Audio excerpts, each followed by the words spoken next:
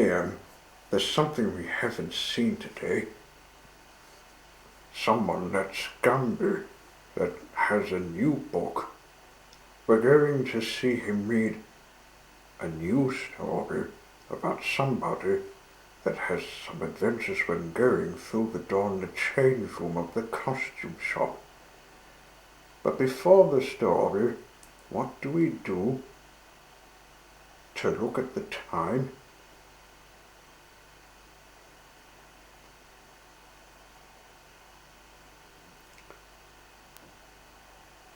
Yes, look at the clock.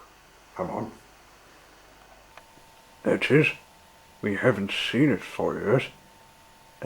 Hey, that's not right, the time. That's better. Now then, the long hand is pointing straight down, so it's something 30, and the short hand is pointing between the 7 and 8, so it's 7:30. Now, let's see what's behind the rocket clock. Countdown first. 5, 4, 3, 2, 1, 0, blast off.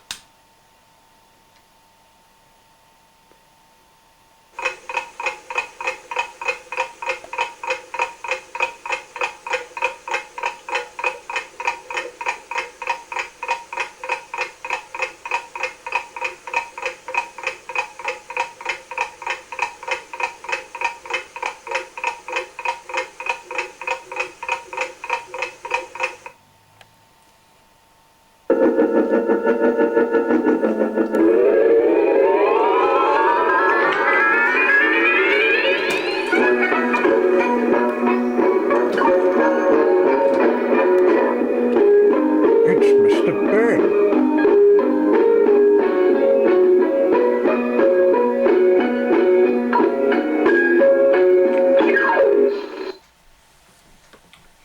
Hello everybody, long time no see. And what's this?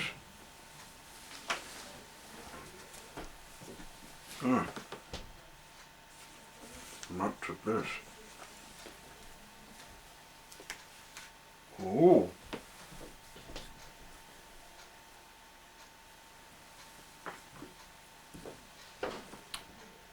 That's just from Tanner.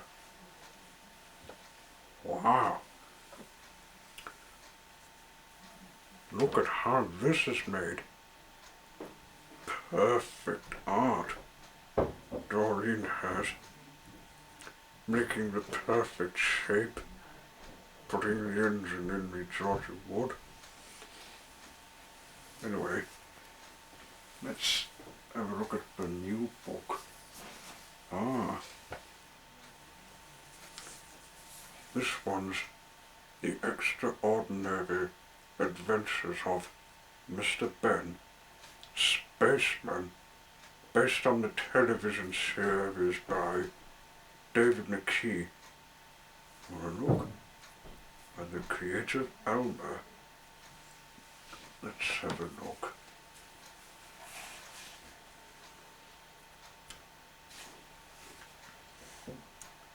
First published in 1993, this edition was published in 2015. It was just an ordinary day in Festive Road. Boys played with toy rockets while their mothers brought home the shopping. Number 52 was Mr. Benn's house, but he was nowhere to be seen. Mr. Benn was in the back garden talking to his neighbour. "Why is it," asked the neighbour, "that your grass looks greener than mine?" "That's strange," said Mr. Benn. "I always think yours look greener than mine." And they both laughed. Mr. Benn decided to go for a walk in the park. He sat on a bench and watched a boy flying a kite. "I wonder if it would go high above the clouds. If the string was long enough, he thought, it would be so interesting to go up above the clouds. All of a sudden, Mr. Benn tingled with excitement as he remembered the costume shop. In almost no time at all, Mr. Benn was in that special shop where adventures start. As if by magic, the shopkeeper appeared. Ding! Good morning, sir.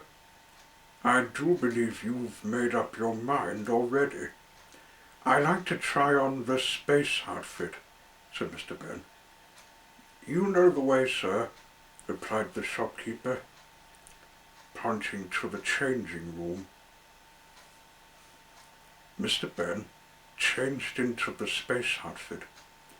He looked at himself in the mirror and then headed for the door that always led to adventures. On the other side, he found himself in a spaceship. Another spaceman was at the controls. Hello, he said, ready for the blast-off. Here we go then. Mr. Benn felt the spaceship surge as it lifted off. Where are we going? Said Mr. Benn as he watched the stars through the window. To a planet covered with gold and jewels. We'll be rich, said the spaceman. That would be fun, thought Mr. Benn, but all he could see was a very ordinary planet. The spaceship landed with a bump. Lying all around were lumps of glittering gold and jewels. Just as the spaceman had said. We're rich, said the spaceman, and they walked round picking up all the best jewels and pieces of gold they could find.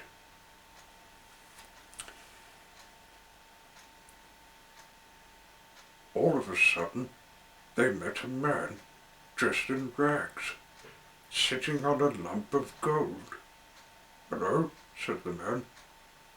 What are you going to do with that load? The spaceman laughed. We're rich. We can do anything we like.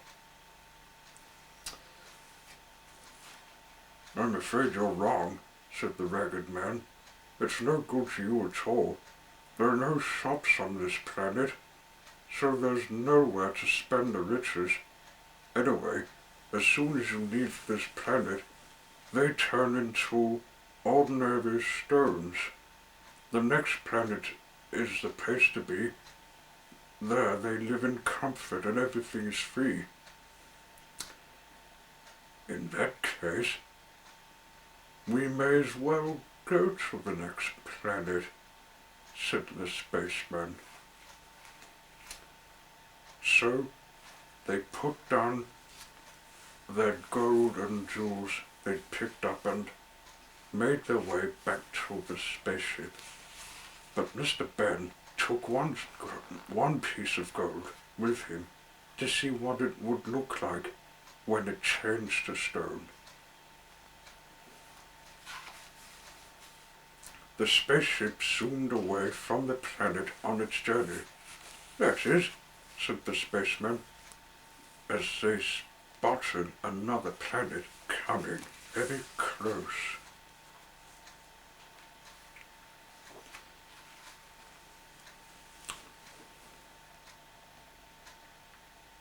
The spaceship landed near a town. Mr. Benn and the spaceman saw that the shops were full of things, and nobody looked poor.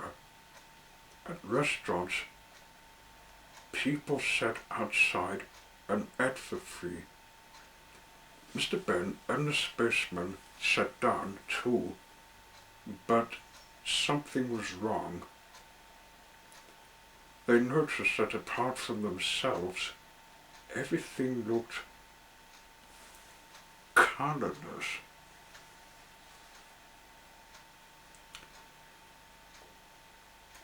"Tell us about this donut," they said to the waiter.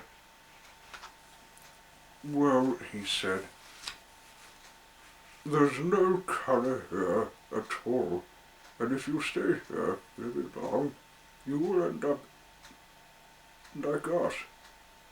But there is another planet not far away, where everything is very, very bright." "That's for us," said the spaceman. "Let's go there. I don't fancy life without colour." Back in the spaceship, Mr. Benn watched the grey planet getting smaller and smaller as they headed towards the next planet. "I hope the next planet journey will be better," said Mr. Benn as they flew nearer. "We'll have to have a look round first," replied the spaceman, "and we won't get out if we see anything wrong."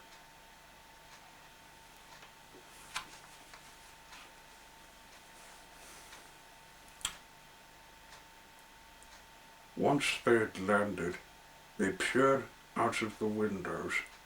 Everything looked all bright with the colours. Things looked all right. The birds flew past. There were bright flowers and trees. They saw gaily coloured houses. People dressed in vivid clothes were walking about. Mr. Benn and the spaceman looked through the telescopes just to make sure.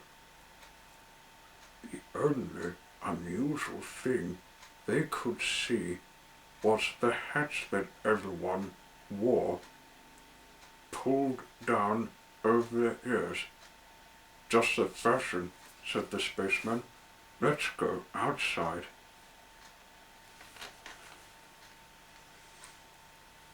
But they soon realized that the hats were not just fashion. Everyone had their ears covered for one very good reason. The air was filled with the most horrible screeching noise. Mr. Benn and the spaceman ran back to the spaceship and took off into the night. Before they had gone far, the spaceman said, "I'm lost. We'll have to stop at the next planet to ask the way. That one we passed."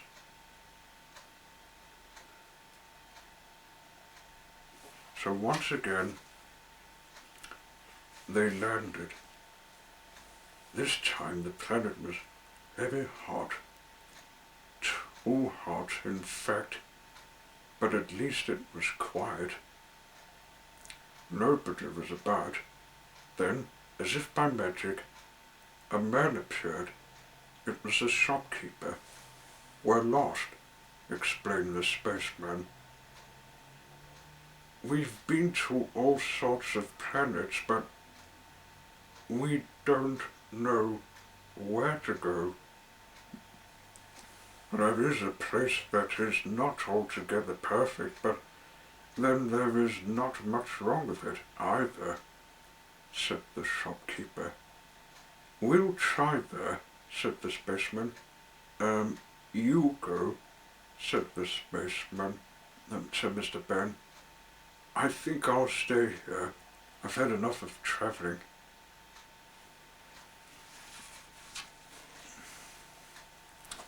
"It's very hot, sir," said the shopkeeper.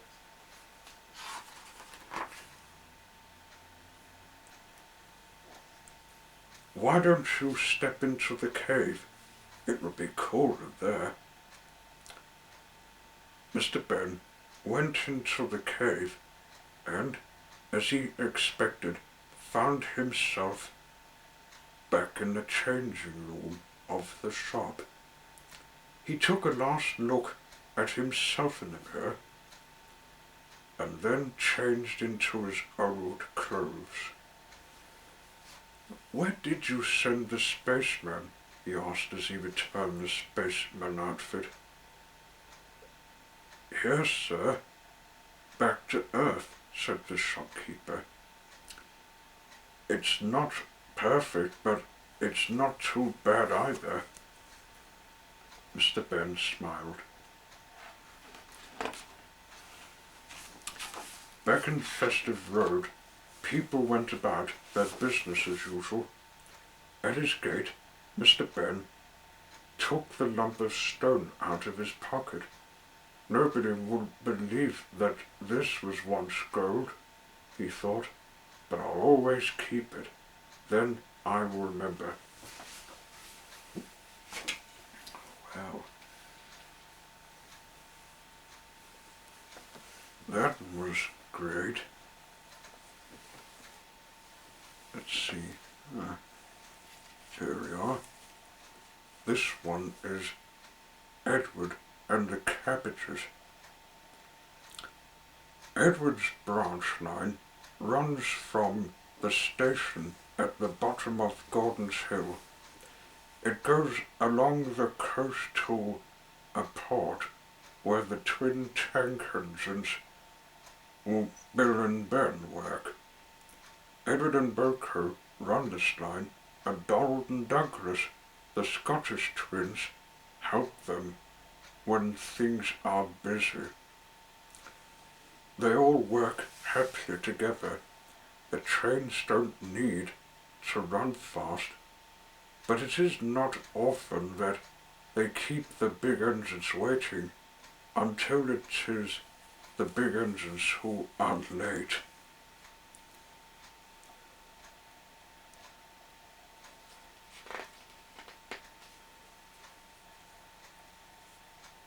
One morning, James was delayed at the big station, and Edward had to wait for him.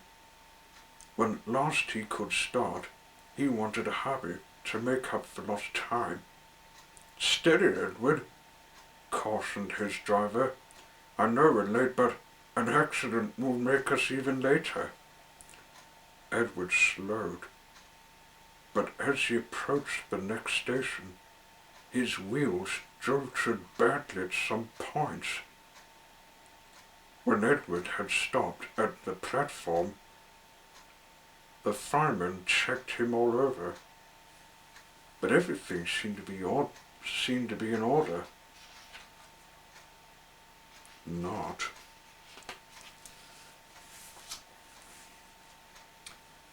Edward set off again. He was beginning to gain speed when he began to feel funny. "My front's all wobbly," he complained. Scarcely as he said it, when the fireman saw something bumping along the line beside them. "Jiminy Christmas! Look at that!" he exclaimed. Quickly, the driver crossed the cab, and both watched in horror as a round metal object rolled along beside them like a hoop. After a while, it hit a stone and bounced away into a field.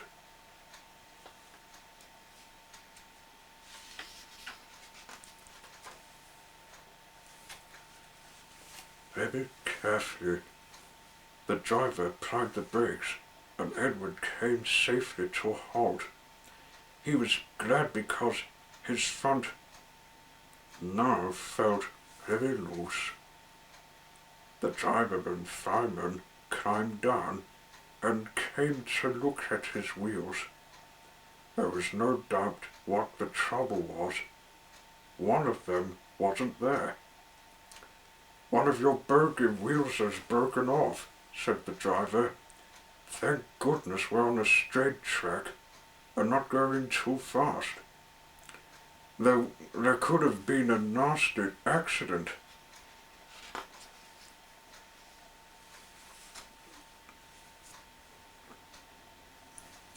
little later, the fat controller's telephone rang. He listened in astonishment. "What's that you say? An engine's wheel in your cabbages?" "I quite agree. It must have been a great surprise. One of Edward's, you think? Is he all right?" "Thank you. I'll see to it at once." The fat controller put the telephone down and mopped his face with a red and white spotted handkerchief. "Bless my soul," he said to himself. "It's a good thing Edward didn't end up in the cabbages himself."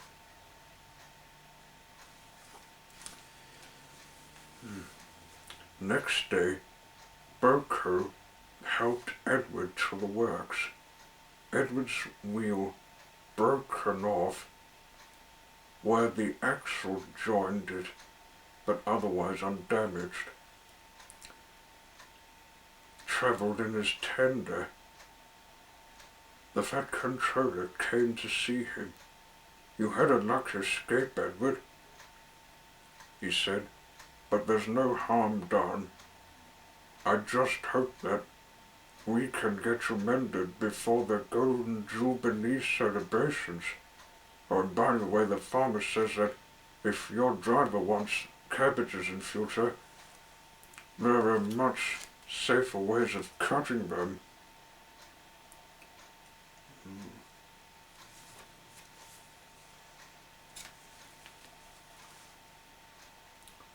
"Rabbits."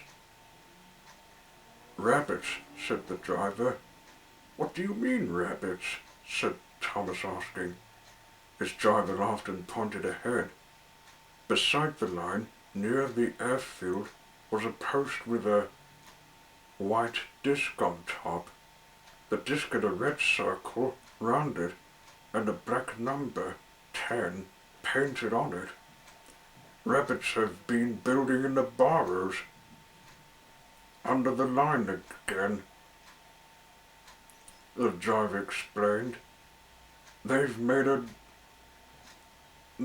the ground unsafe, so the fat controller has to put the speed limits here until the embankment can be straightened.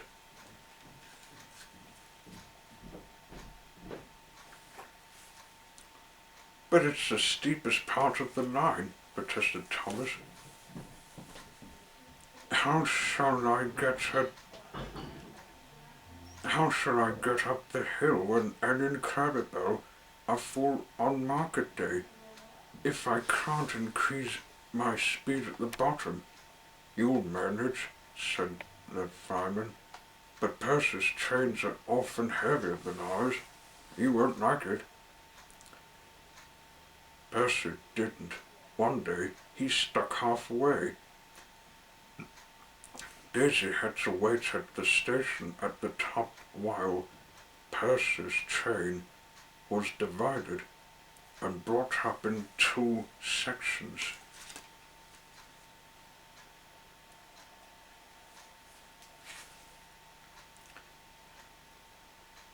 The sooner the fat controller does something about those rabbits, the better, all the engines agreed. Then they heard that work was to start.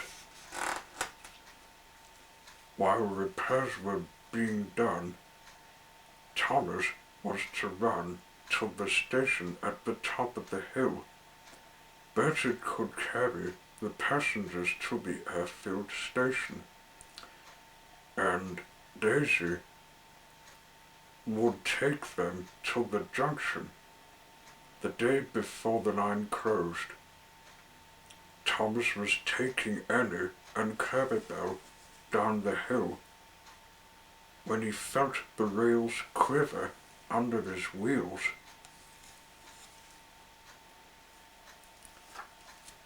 "Help!" exclaimed Thomas. Suddenly, he felt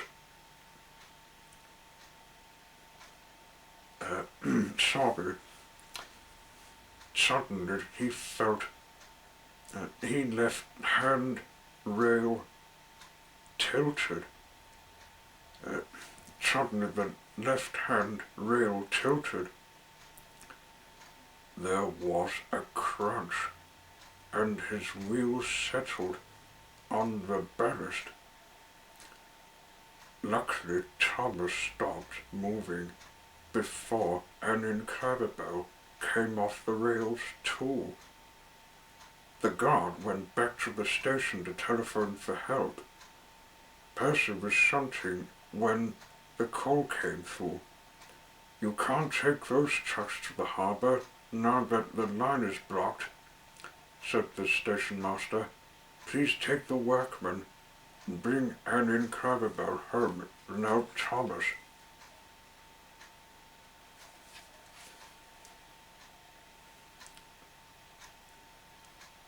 Thomas was glad when Percy arrived.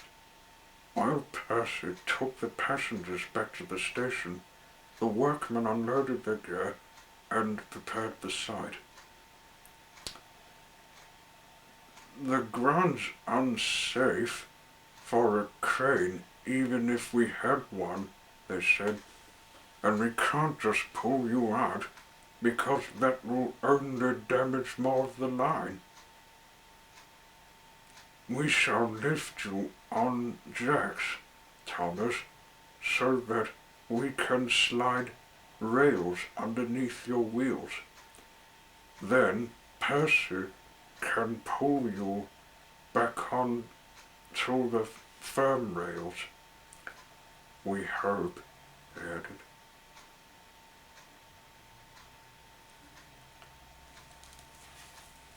"How long will that take?" asked Thomas. The foreman shrugged. "Who knows?" he said. 2 hours, maybe 3. Slowly, with a jack at each corner of his frame, they lifted Thomas until they could slide the lengths of rail laid on either side under his wheels. They very gently.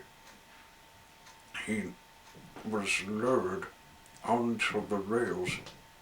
A strong cable was fixed to his coupling, and the other end was fastened to Percy. The Fat Controller had come to watch. "Are you ready? Heave," he called to Percy. Carefully, Percy took up the strain. The cable tightened. Percy pulled again. The cable stretched and held. Very slowly, Thomas moved backwards, his wheels running in the grooves in the sides of the rails. Then, with a jolt, first one pair of wheels, another, and at last the third, came safely back on the firm part of the railway. The men unhitched the cable, and Percy was coupled properly to Thomas. "Thank you, Percy," said Thomas gratefully, and Percy pulled him home. This might be the last one. Yes. Golden Jubilee. Back in the autumn, a spider had found a warm corner underneath the signal box, and at the junction she had woven a web, pointed at one end and shaped like a funnel, and for a while she lived very well on what she had caught in it. Now it was spring, and the spider had moved on.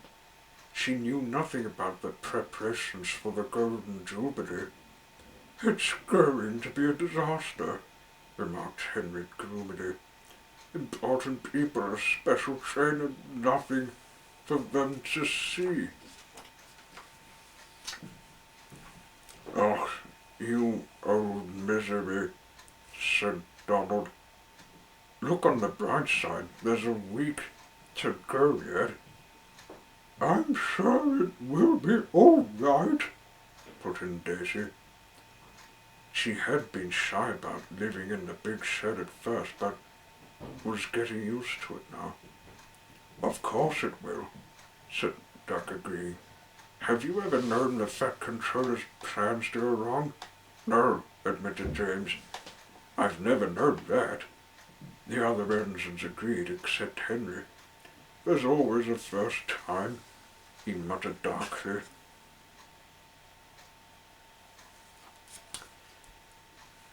But by the time Jupiter Day arrived, Edward's wheel and Thomas's branch line were both mended. The Fat Controller told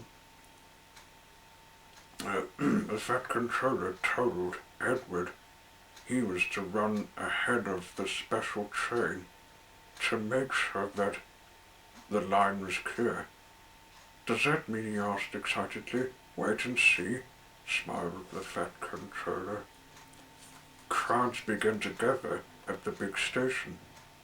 There was to be a red carpet, speeches, and a special luncheon for the visitors. Last time we had a red carpet, the Queen came, remarked Gordon. As the special train drew to a halt, Emma grinned happily at Edward. Got your 4 lamps arranged? She asked. Off you go then. We'll follow in a few minutes. At the junction, a breeze blew into the room beneath the signal box. It wafted the old spider's web between 2 electrical contacts. At once everything in the signal box stopped working. Signals went to danger. Points could not be moved. Now what? Exclaimed the signalman. There's a royal train due in 5 minutes. Edward stopped outside the signal box. Thomas, Percy, Toby, and Mavis were already waiting. The electrics are dead, the signalman told Edward's driver. We shall have to flag you all through, but it will take time. You must go first, then the royal. Carefully, the men with flags sent the trains on their way. Edward went first, with a letter for the Fat Controller telling him what had happened. Pip and Emma went next. Finally, Thomas and the branch line engines were allowed through.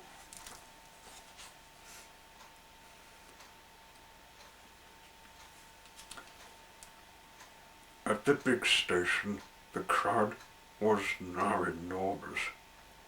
The Fat Controller looked impatiently at his watch. Gordon, Henry, and James had got the best places at the platform. We shall see everything from here, said James happily. If there's anything to see, grumbled Henry. Just then they heard a whistle. That's Edward, said Gordon. He's had a wasted journey per engine. But we know Gordon was wrong, don't we? Pip and Emma soon drew in, and onto the red carpet stepped the royal personage. I apologize for the delay, sir, said the Fat Controller, and he explained what had gone wrong. Then he introduced the royal visitor to each of the ensigns. I heard about you all after the Queen came here many years ago, he told them. I am delighted to meet you for myself. The ensigns whistled long and loud. The royal personage grinned, covered his ears. The Queen was right, he told the Fat Controller. Your railway and your engines are a credit to you. Well, that's the end of that book.